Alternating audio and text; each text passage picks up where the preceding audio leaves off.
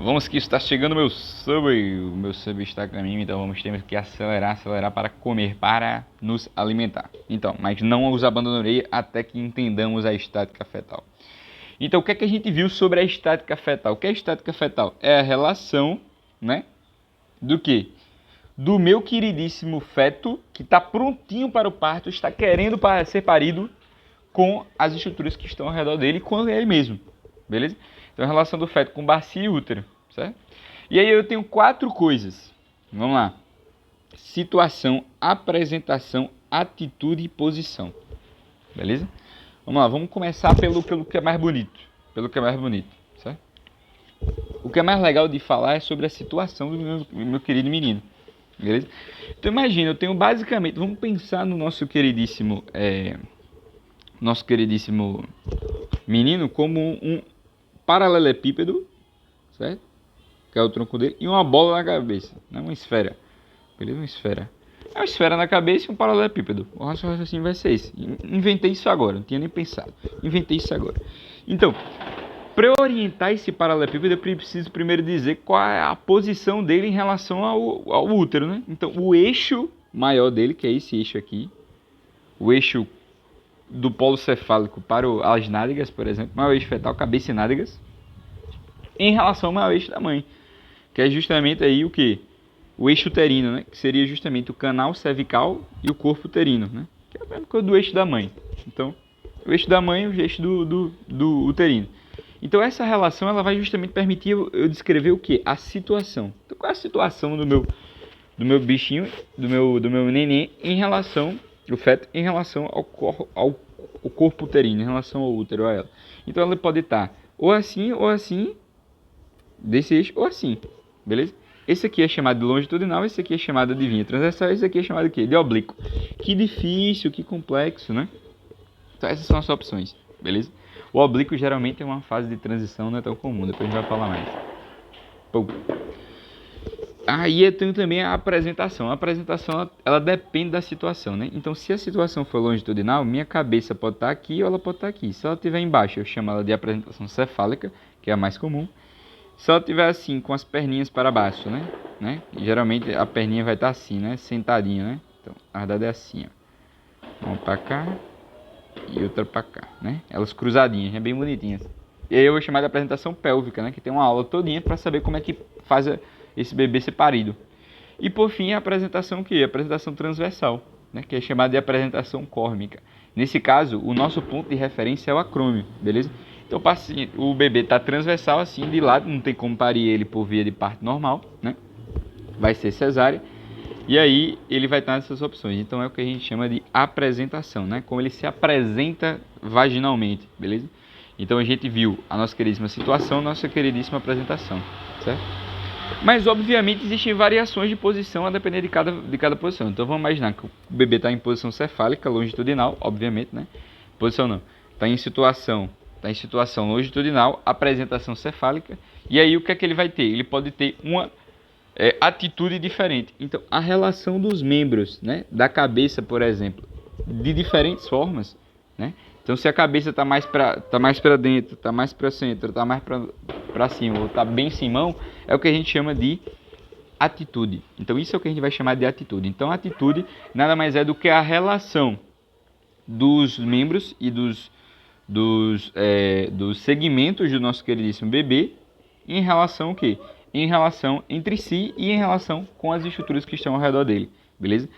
Então, basicamente, é a posição dos braços, das pernas e da cabeça em relação a ele mesmo e em relação às estruturas que estão ao redor, em relação ao útero e à bacia óssea, certo? Então, basicamente é isso aí. Isso é o que a gente chama de atitude ou postura fetal, beleza? A mais comum é o ovoide fetal. Então, o paciente está em posição cefálica, assim, e os nossos queridíssimos braços estarão cruzados, né? Fletidos, enquanto justamente as pernas estarão fletidas também um em relação ao outro. Então, basicamente, esse aqui é o ovoide fetal, a famosa posição fetal, né? Olha que bonitinho. Braço fletido, abraçadinho, enquanto justamente as pernas estão em posição de índio, beleza? Com as nádegas sendo expostas para cima e a cabeça em polo cefálico totalmente fletida. Então, esse é o ovoide fetal, que é o ideal, né? Geralmente posicionado o quê? Para a esquerda, ou seja, com dorso para a esquerda, o quê? Com posição para a esquerda. E aí a gente tem o nosso terceiro termo, que é a posição. Posição diz a respeito justamente do posicionamento do dorso em relação aí ao abdômen materno. Então, se ele está voltado para a região posterior, então a gente tem uma posição posterior. Ou então, anteriormente. Então, a gente tem um dorso posicionado anteriormente. Então, basicamente é isso que a gente posiciona, né? Isso, obviamente, quando a gente está em situação longitudinal. Quando a gente está em situação transversal, então, obviamente... calma, desculpa. Desculpa, eu troquei tudo. Se a gente está em posição longitudinal, ele pode estar voltado para a direita ou para a esquerda, beleza? Para a direita ou para a esquerda. Isso eu estou falando em relação à posição da mãe. Sempre em relação à posição da mãe, né? Ao abdômen materno. Enquanto, justamente, se eu estiver em posição córmica ou então numa posição córmica não. Se eu estiver numa apresentação córmica ou então numa situação transversa, aí eu vou ter justamente duas possibilidades. Ou esse dorso está voltado anteriormente, ou ele está voltado posteriormente. E aí eu vou ter o quê? Aí eu vou ter justamente as duas posições possíveis, certo? Essa é a lógica, isso é a posição, isso é a atitude, isso é a situação. Deu para entender, né? Então, revisando, a situação ela é ou para cima ou para o lado, ou vertical ou horizontal, ou longitudinal ou transversal, beleza? Dependendo da posição da cabeça, eu digo como é a minha apresentação, a forma como o bebê aparece no mundo, se é de cabeça, se é de perninha, ou se é de ombrinho, né? O acrônimo. Ou então, para finalizar, justamente a atitude. Posição do perna e braço em relação ao corpo, em relação às estruturas, e a posição em relação ao dorso. Basicamente é isso que você tem que aprender, beleza? Show de bola. E aí o mais comum justamente é o que? Situação longitudinal, apresentação cefálica e o dorso posicionado à esquerda, né? As atitudes justamente formando esse ovoide fetal, com braço, perna, cabeça totalmente fletidos, né? Então essa é a posição mais comum. Aqui está diferente porque o dorso está para a direita, mas geralmente é para a esquerda, beleza? Deu para entender? Show de bola. Essas são as apresentações possíveis, certo? Então, coisa linda. Então a gente tem uma situação longitudinal, que pode ser cefálica ou sentadinho, né? E depois o oblíquo, que pode ser justamente... o oblíquo geralmente é o menos comum, né? Geralmente é uma posição de transição. E aí a gente não consegue dizer qual o ponto de referência, porque aí vai variar bastante. E além de a gente não conseguir dizer qual o ponto de referência, a gente também não consegue dizer qual a situação dele, né? Não, a situação a gente consegue, que é o oblíquo. A gente não pode dizer qual a apresentação, porque a gente não sabe se é cefálica, né? Varia bastante. Então, geralmente é uma posição de transição mais área. Essa variedade de apresentação nada mais é do que a própria atitude, beleza? A variedade de apresentação nada mais é do que a atitude, certo? Então, as atitudes a gente vai falar um pouquinho depois, beleza? Vai falar bem depois os modos existentes, né? Bem bonitinhos aí, quais são as apresentações. E a gente pode ter uma variedade de posição também, né? Então, a posição, como a gente viu, justamente é o posicionamento do dorso em relação ao corpo, né? Essa variação ela vai depender justamente da referência que a gente tem em relação ao público e em relação ao sacro, beleza? E aí a gente vai utilizar como essas variações de posição, a gente vai utilizar como referência bastante justamente as linhas e também as estruturas bregmáticas aqui, né? As fontanelas presentes, beleza? Essa parte eu não entendi tão bem não o que ele quis dizer. Mas enfim, na continuação já vai dar para entender melhor. Então basicamente, essa parte aqui eu acho que dá para ignorar, né? Essas variedades de apresentações nada mais são do que as atitudes do bebê, beleza? Então, é isso, vamos lá. Então vamos falar do feto, né? Então o feto, ele precisa justamente a gente conhecer as estruturas ósseas no sentido de entender a estática e o parto bonitinho, né? Então, que estruturas ósseas são essas? Então a gente vai ter dois ossos, né? Então a gente sabe muito bem quais são os ossos do bebê, né? Osso frontal, dos ossos parietais, o osso occipital, osso esfenoide, tem o etimoide também e tem o temporal. Então a gente sabe quais são os ossos que tem justamente no nosso crânio, né? Não precisa dizer, você estudou anatomia muito bem, então é igualzinho. O que é diferente é as suturas. Então a gente tem a sutura metópica entre os ossos frontais, né? Vamos mostrar aqui. A metópica entre os ossos frontais, a sutura sagital entre os ossos parietais, a sutura lambdoide, ou sutura lambdoide na região posterior e a sutura coronal localizada anteriormente. A sutura, a fontanela anterior, também chamada de fontanela bregmática, né? E aqui a fontanela posterior, também chamada de fontanela lambdoide, né? Depois a gente também tem as fontanelas esfenoidais e as fontanelas fontanela mastoide, né? Então a esfenoidal ela é mais anterior, ela vai estar entre o frontal, o parietal, o esfenoide e o temporal. E a posterior, né, mais posteriormente, lateral posterior, a gente vai ter a fontanela mastoide, que vai ser entre o parietal, o occipital e o temporal, beleza? elas vão estar em dupla também, beleza? Mas as mais importantes é a grande fontanela e a pequena fontanela. Grande fontanela que é a anterior bregmática. Show de bola? Entendemos isso, né? Isso aí você já deveria ter visto em aulas anteriores. Beleza? Lá na parte de anamnese a gente explicou bem, certo? A semiologia neonatal. A gente estudou bem essa parte. E aí a gente tem os diâmetros, né? Basicamente a gente vai ter... Vou desenhar a cabecinha dele aqui e depois a gente fila, né? Então, basicamente, a gente tem vários diâmetros, na verdade. Os principais são esses aqui. Então, a gente vai pegar aqui na proeminência, certo? Proeminência occipital externa. E aqui a gente vai pegar na nossa queridíssima glabela. E aí, obviamente, eu vou estabelecer o quê? Eu vou estabelecer esse diâmetro, que é o occipito frontal, né? Importante diâmetro do occipito frontal. Depois eu vou pegar aqui no bregma e vou traçar uma linha em direção aqui à região suboccipital, abaixo do osso occipital. É a chamada diâmetro o quê? Diâmetro suboccipitobregmático, né? Suboccipitobregmático, acredite, é isso, né? Depois a gente tem o diâmetro occipitomentoniano, que é justamente aqui, vai ser do nosso queridíssimo proeminência occipital até justamente o queixo, né? Depois a gente vai ter esse aqui, que é o submentobregmático, né? Que vai ser justamente abaixo da região do mento, né? Depois aqui tem a tuberosidade massetere, que tem aqui o ângulo da mandíbula. Então, do ângulo da mandíbula até a região da fontanela bregmática, né? Então, esses são esses aqui os principais, né? Se você falei tudo. E também tem esses aqui que são os transversais. A gente pode falar justamente o biparietal, o biesfenoidal e o bimalar, beleza? O biparietal, o bitemporal e o bimalar, beleza? Show de bola. Então a gente entendeu os diâmetros, né? E aí esses diâmetros eles são só para conhecer mesmo, eu acho que não tem nenhuma importância muito grande, mas enfim, depois vai ter, né? Então em relação à atitude fetal, né? Então a atitude fetal ela depende obviamente do que? Ela depende obviamente da apresentação. Então eu vejo primeiro a minha situação, coloco em longitudinal ou transversa ou oblíqua, depois eu vejo a apresentação. Então a gente lembra, a apresentação pode ser cefálica ou pélvica, no caso da apresentação longitudinal, né? Então lembrar das bolinhas, isso aqui é pélvica, isso aqui é cefálica. E aqui a gente pode ter a córmica também, né? Que vai ser uma apresentação aí da nossa queridíssima situação transversal, beleza? A oblíqua a gente não fala de apresentação. Durante a apresentação cefálica, a gente pode ter algumas alterações. Essas alterações elas estão relacionadas ao quê? Elas são relacionadas justamente à atitude, é o que a gente chama de atitude. Lembra da atitude? Então, a gente vai falar da atitude agora. Então, o que é que vai ter diferente na apresentação em relação à atitude? O que é que a gente vai falar da cefálica? É justamente o posicionamento da cabeça, né?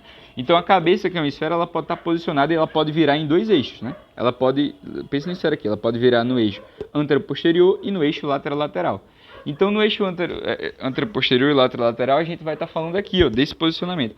Obviamente, ela pode virar nesse eixo aqui, só que aí a gente só vai falar disso considerando justamente o posicionamento em relação à esquerda, direita, posterior, público, depois a gente vai falar isso aí, beleza? Mas aqui vamos falar primeiramente do eixo anteroposterior e lateral, certo? Então, a atitude fetal é a relação de diversas partes fetais entre si, certo? E a atitude normal justamente é o que? A flexão generalizada com o homo ovoide fetal. Então, basicamente, o que é que a gente vai ter? O normal, o mais prevalente vai ser justamente situação longitudinal, apresentação cefálica, com justamente um eixo lateral defletido, escuta esse nome, defletido, em deflexão, certo? Ou seja, assim, ou fletido, totalmente fletido, flexão na cabeça, flexão. E aí, e o eixo lateral o quê? Em sinclitismo. Depois a gente vai explicar o que é sinclitismo. E geralmente uma apresentação à esquerda, vamos com calma, que é uma posição do dorso à esquerda. Mas enfim, vamos com calma, é muita coisa. Então, primeiramente, a atitude fetal, a gente vai falando do posicionamento das partes fetais entre si. E aí a gente vai ter o eixo anteroposterior, ou seja, eu vou mexer minha cabeça assim, certo? Flexão e deflexão. Então, o normal, como a gente viu, é justamente estar fletida, cabeça parcialmente fletida, a apresentação da fontanela anterior. Então, basicamente, a nossa queridíssima apresentação, ela vai ter uma referência e um nomezinho de acordo exatamente com a variação de atitude que tem. Então imagina, se eu estou totalmente fletido, né, com a flexão total, qual vai ser o meu ponto de referência? Né? Qual vai ser o meu ponto de referência? Meu ponto de referência vai ser justamente minha fontanela o quê? Minha fontanela posterior, certo? fontanela posterior. Então, basicamente, a primeira atitude que a gente tem no anteroposterior é justamente quando a cabeça está fletida. Ou seja, o bebê está assim, no ovoide fetal, certo? E aí, como referência, eu tenho a fontanela posterior. Tá aqui, ó, fontanela posterior, bem chamativa, beleza? E qual é a sutura que eu vou ver nesse caso? Pense comigo, qual sutura está aqui marcando, né? Qual vai ser a linha de referência? Então, o ponto de referência é o lambda. E qual é a linha de referência? Justamente a minha sutura, o quê? Minha sutura sagital. Show de bola, peguei essa referência, é o que a gente tem como justamente flexão. E aí eu posso apresentar as deflexões. As deflexões é o seguinte, estava assim, agora vai estar assim, cabeça normalzinha. Certo? O que é que vai ter mais chamativo aqui na frente? O Bregman. Então a nossa queridíssima referência é o Bregman. Nossa queridíssima referência é a fontanela bregmática, né? E a nossa linha, o que é que vai estar aqui? A gente vai ver um pouquinho da sutura metópica e aqui também. Ou seja, a nossa linha de referência vai ser justamente sagitometópica, metópica sagital, beleza? Então essa vai ser a linha que a gente tem. Depois aí eu vou fazer mais assim. O que é que eu vou começar a apresentar agora? Nosso queridíssimo fronte, né? A testinha vai aparecer. Então se a testa vai aparecer, eu troco justamente como meu ponto de referência a glabela duas frontal. E aí esse ponto de referência, a nossa queridíssima sutura de referência vai ser a sutura metópica. Beleza? É o segundo grau, é o segundo grau de deflexão. Então a cabeça fletida, esse aqui é o grau, não tem deflexão. Esse aqui é o primeiro grau de deflexão, esse aqui é o segundo grau de deflexão. O terceiro grau de deflexão é quando apresenta a face toda, beleza? E o meu ponto de referência vai ser o quê? A raiz do nariz, certo? Então a raiz do nariz vai ser minha referência. Por esses motivos e por esses pontos de referência que cada uma vai receber uma letrinha de referência. Esse aqui, como é justamente a lambdoide, eu vou botar como a apresentação ela é occipital, né? Ou apresentação de vértice, certo? Pode ser os dois, de vértice ou occipital. E aí a gente vai ter como referência o O, beleza? Aqui a minha apresentação justamente ela vai ter como referência o bregma. Então a apresentação é bregmática, ou de bregma, então a referência vai ser o B. Aqui é a apresentação de fronte, né? Apresentação como referência a lambdoide, então como representação de fronte, lambdoide, então vai ser o L. E aqui a apresentação de face, e como a referência vai ser o nariz, então a gente vai ter o N, certo? Então deu para entender qual é a lógica, né? Então vai ser OBLN. Deixa eu ver se eu acertei aqui. Vamos ver. Calma, desculpa. OBNM, né? Então, basicamente aqui, eu errei. Aqui a referência não vai ser o N, vai ser o mento aqui, o mento aqui, bonitinho. Então aqui vai ser um M. E aqui não é o L, não é aqui é o M, né? Que é justamente por conta desculpa, aqui é o N, que é justamente por conta do nariz ou a glabela. A glabela é o começo do nariz. Aqui é o B, então OBNM, beleza? Deu para entender esse tipo de deflexão e essa lógica? Então aqui a gente vai ter uma apresentação, a chamada apresentação fletida, aqui é a apresentação de bregma, apresentação de fronte, apresentação de face, né? Então deixa eu voltar aqui só para a gente ver. Ó, então justamente essas apresentações que a gente tem aqui, ó. Então na apresentação cefálica fletida, que é justamente o grau 1, a gente vê a fontanela posterior, é a apresentação de vértice ou apresentação occipital, beleza? Recebe o nome de O, apresentação de vértice ou occipital. Aqui na deflexão do primeiro grau, a gente tem a apresentação do quê? A apresentação do bregma, né? Que é justamente a fontanela anterior, beleza? Então, por isso que a gente vai chamar de B. Aqui a gente tem a glabela ou nariz, então vai chamar de M, aqui M. Então fica o OBMN, beleza? OBMN, deixa eu ver se é isso mesmo, se eu falei. OBNM, show de bola. Então esses são os pontos de referências. E aí, justamente as linhas de referência nesse primeiro aqui, vai ser o quê? Vai ser justamente a sutura, como é foterior, vai ser sutura sagital. Aqui é sagital metópica, aqui é metópica e aqui a linha vai ser justamente a linha da face, né? Então vai ser a linha mediana da face, beleza? Essa é a lógica aqui dessa atitude, né? Atitudes diferentes no eixo anteroposterior, no caso da apresentação quê? Da apresentação cefálica. Deu para entender? Então a lógica é essa. E além disso, eu posso mexer de forma laterolateral, ou seja, eu já mexi assim, via diferentes apresentações, certo? Apresentação com a parte de trás, com a parte da frente, com o mento e com o queixo, beleza? Queixo, nariz, bregma, occipito, certo? OBNM, certo? OBNM. 0 grau, primeiro grau, segundo grau, terceiro grau. Apresentação de vértice, apresentação de bregma, apresentação de fronte e apresentação de face, beleza? Essas são as brincadeiras que a gente tem, certo? E aí a gente tem justamente os graus de deflexão relacionados justamente ao eixo lateral-lateral. Então, na apresentação cefálica, a gente pode ter o sinclitismo ou o assinclitismo. O sinclitismo quer dizer o quê? Quer dizer que justamente no eixo lateral-lateral da cabeça, a gente não tem nenhuma variação que vá em direção ao ombro ou direção ao outro. Beleza? A lógica é essa. Só que, tipo assim, qual é a lógica? Qual é a lógica? Esse sinclitismo, ele é o normal, né? Ele é o normal. Inclusive, eu escrevi errado aqui. É sinclitismo, não há sinclitismo. Beleza? Então, o sinclitismo, ele justamente é a posição da sutura fetal desnivelada em relação ao estreito superior. Então, é a relação em relação ao estreito superior. O estreito superior, quais são os pontos de referência? O pub, né?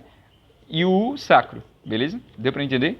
Então, o encaixamento da cabeça, né? A sutura. Qual sutura a gente está falando, né? Qualquer sutura que seja lateral, ou seja, a gente está falando da sutura sagital ou da sutura sagital, não, sutura coronal ou da sutura lamidoide. Qualquer uma pode ser utilizado como referência. É o eixo lateral. Então, se esse assinclitismo estiver voltado em direção... Imagina aqui, tá a minha cabeça.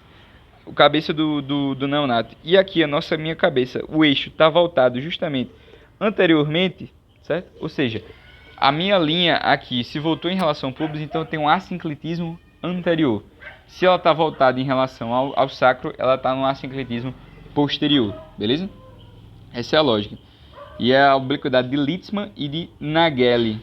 Anterior, Nageli. Posterior, Litzmann. Beleza? Anterior de Nageli. Certo? A sutura sagital se aproxima do púbio. A parietal posterior acompanha, que ocupa grande parte da bacia. Beleza? Então, a sutura sagital se aproxima do púbio. E a parietal posterior... E é o parietal posterior que ocupa grande parte da bacia. Deu para entender?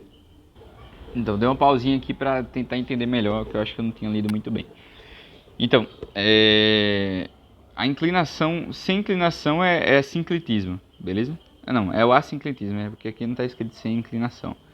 Mas o assinclitismo ele é considerado posterior quando a maior parte do parietal ocupa a bacia. Então, para que isso ocorra, né, eu preciso que minha sutura sagital, ou seja, isso aqui, certo? Minha sutura sagital, ela se volte anteriormente. Então, basicamente, se tá aqui minha cabeça do bebê, se ele faz isso aqui, ou seja, minha sutura sagital, ela se aproxima do pubis, boa parte do meu parietal vai ocupar o quê? A região posterior, certo? Então, isso é chamado de assinclitismo posterior. Se minha sutura sagital é voltada para cá, então boa parte do meu parietal vai ocupar a parte anterior. Isso é o chamado assinclitismo posterior. É para onde eu posiciono meu parietal, certo? Seja ele direito ou esquerdo, porque a gente não sabe o posicionamento esquerdo ou direito do bebê. Então, basicamente, isso é o sinclitismo e assinclitismo. Se minha sutura sagital está anterior, é o assinclitismo posterior. Se minha sutura sagital está posterior, é o assinclitismo anterior. Beleza? Deu para entender. A lógica é essa. Então, sutura sagital fetal está próxima do sacro, ou seja, posterior. A gente tem anterior. Se está próxima do pub, que é anterior, o assinclitismo ele é posterior, certo? E aí, o assinclitismo anterior é a de Nageli, que tem A, e o outro é Litzmann, beleza? Coisa linda. E aí, a gente pode ter a titula do póbio pélvico na presença de apresentação pélvica. Então, basicamente, vamos lá, vamos pensar. A gente já viu a cabeça, a gente já posicionou a cabeça para frente, para trás, para o lado e para o outro. Já viu todos os assinclitismos e já viu todos os eixos laterais, as apresentações de face, de mento, tudo. A gente já viu tudo, beleza? Sendo que eu também tenho apresentações diferentes de acordo com minha apresentação pélvica, concorda? E essa minha apresentação pélvica, ela depende em grande parte da movimentação das minhas pernas e das minhas mãozinhas, da minha perna, né, em relação justamente ao nosso queridíssimo, a nossa queridíssimo anágame das pernas em relação justamente à bacia, ao estreito superior, né? Então, isso aqui a gente vai rever lá na nossa queridíssima aula de manejo da apresentação pélvica, mas é só 3% das apresentações. E quanto mais pré-termo, mais a chance de ter essa apresentação, né? O ponto de referência aqui vai ser o quê? Vai ser o sacro, né? Na verdade, justamente, é o sacro e basicamente a linha, a crista sacrocoxígea, né? E justamente a linha de orientação ao sulco interglúteo, beleza? E a gente tem justamente 3 apresentações, 4 na verdade, que é justamente uma do grupo completa, que é única, ela está isolada, né? Única, isolada, então a apresentação completa, ou chamada de pelvipodálica, né? Pelvipodálica. Ela se caracteriza justamente pelo quê? É a total posição de flexão. Então, justamente, os membros inferiores vão estar fletidos um entre o outro, certo? E o que vai justamente se apresentar na região do estreito superior vão ser justamente as diágonas e a linha interglútea. Então, pernas e coxas estão fletidas, ou seja, a perna está assim e a coxa está assim. E elas estão justamente uma sobre a outra, certo? Os pés juntos às nádegas. A pélvica simples ou incompleta, ela vai ter justamente o modo de nádegas, que ela vai se caracterizar justamente quando as nádegas se posicionam, no entanto, uma das pernas está justamente voltada para cima, beleza? Então as coxas estão fletidas sobre a bacia e as pernas estendidas sobre a superfície anterior, ou seja, as pernas elas se posicionam diferentes, elas não estão fletidas também, beleza? Então a lógica é essa. As pernas estão fletidas, a coxa está fletida, mas a perna está estendida, né? Então tem essa alteração. E também a gente tem o modo dos pés, que é justamente quando nem a coxa nem as pernas estão fletidas, ou seja, realmente o bebê está em pé lá no útero, é extremamente rara. E também tem a versão de joelhos, quando a gente tem justamente aí a extensão da perna e a flexão dos pés, beleza? Então, basicamente, essas são as variedades que existem aí justamente na apresentação do polo pélvico, beleza? Deixa eu ver se tem imagens aqui. Aqui, ó. Então, esse aqui é o modo Nagner, modo completo. Então, aqui, ó, flexão da perna, flexão da coxa, beleza? Os pés em contato com as nádegas. E aqui o modo nádegas, da forma incompleta, que é basicamente o que? A gente tem a perna totalmente fletida, mas a perna está estendida, certo?